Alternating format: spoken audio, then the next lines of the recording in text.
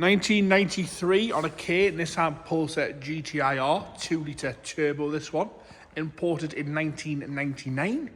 James will detail all the information. It's had plenty of mechanical work on this. James will detail that, bigger injectors and stuff like that on the website. So first of all, we're going to do the bodywork, start off at the front, work our way around onto the interior, and then we're going to go for a nice cold engine startup. So up the bonnet itself, it had had a paint job at some point in its life, and we've got some bubbling underneath the moisture, underneath the paint there, across the whole bonnet. You can't see that there, camera's clearly picking it up, but there's no big dings or dents, no heavy corrosion anywhere or nasty marks across the front edge there.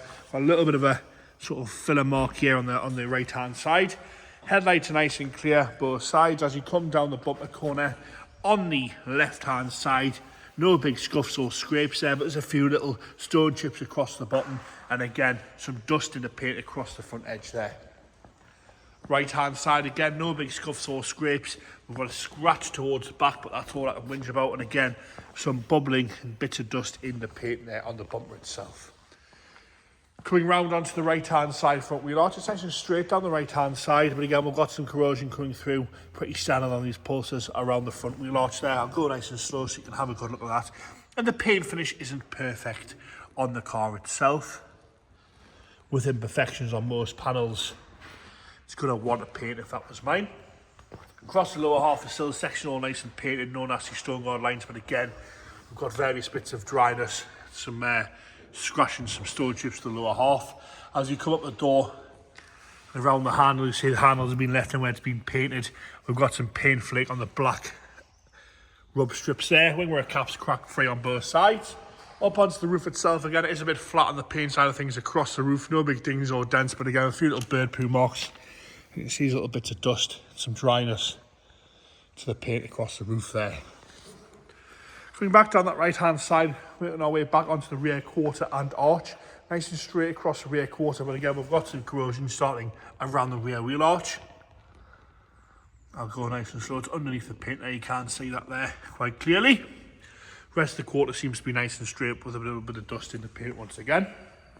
Coming round onto the rear, onto the bumper corner, scuff free, lights are nice and clear across the back there. And again, scuff free on the left hand side, nice clear light, no moisture in that at all. Across the back bumper itself, got a few little crazes in the paint, and again some dust in the paintwork across the back bumper there itself. Coming round onto that left hand side, rear quarter and arch, no nasty marks on the fuel cap. Again we've got some silicons and some marks in the paint itself, which you can't see there underneath the paint. And again, corrosion coming through on the rear arch on the left hand side. If I come back, I bet you can clearly see that there. Across the lower half looks to be okay, but as you come up you'll see some various scratches and a few little dings and dents and some imperfection again in the paint there. A little bit of reaction circle here and some slightly heavier scratches. Coming down onto the front wing wheel arch again, a little bit of corrosion starting as you come round the wheel arch there. And you have a little bit of imperfection in the paint. It's very, I know it's going to want some paint work, but very, very sensibly priced for a GTI-R, that's for sure. Into the interior, where it looks to be nice and standard. The door card itself is in nice condition, with a little bit of wear to the grab handle there, but all nice and tidy, no rips to the cloth, no heavy scratching anywhere to the plastic. The seat itself looks right for the year and the mileage. A little bit of wear to the bolster on the lower half there, but no rips or tears and no metal coming through. The foam is still nice and hard on the top. Lower half again, all nice and tidy, with a little bit of wear to the middle section there. Insert cloth, no cigarette burns or nasty marks. Aftermarket steering wheel there. Across the centre console, dashboard all nice and tidy as you come down the centre console there. All nice and straight down there and across the dashboard. It has got an immobiliser alarm fitted as well. Driver's seat falls forward as it should. Rear seats again, nice and tidy, nice and clean and straight across the rear seats. No cigarette burn or anything like that. And across the headlining again, nice and clean on the headlining. As we come into the boot now, we'll have a look at the boot here. Boot carpet's all there, spare wheels there as well. Parcel shelf, no nasty holes in that as well, which is a rarity on its own. Onto the passenger front again, door card's nice and tidy, no rips or tears, no heavy scratching. And as you come up that left-hand side seat, again in lovely condition, no rips or tears at all to that there. Nice and tidy, nice and firm on the bolster on the side there. Both seats folding forward as they should, and again, lovely and tidy on the interior from the left-hand side seats. And the dashboard, once again, unmarked from the left-hand side.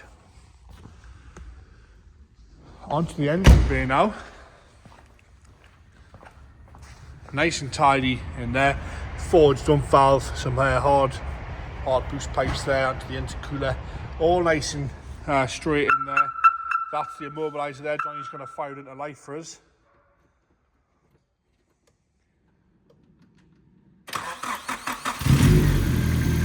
No complaints at all the way that's started. That is cold start. It hasn't been run at all today.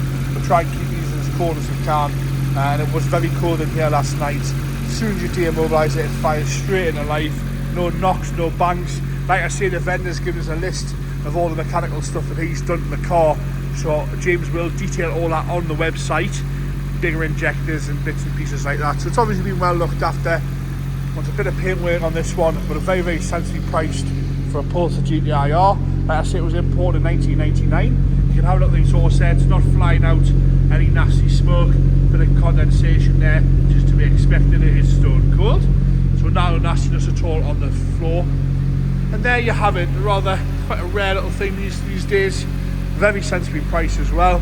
The 1993 on a K Nissan Pulsar GTI-R.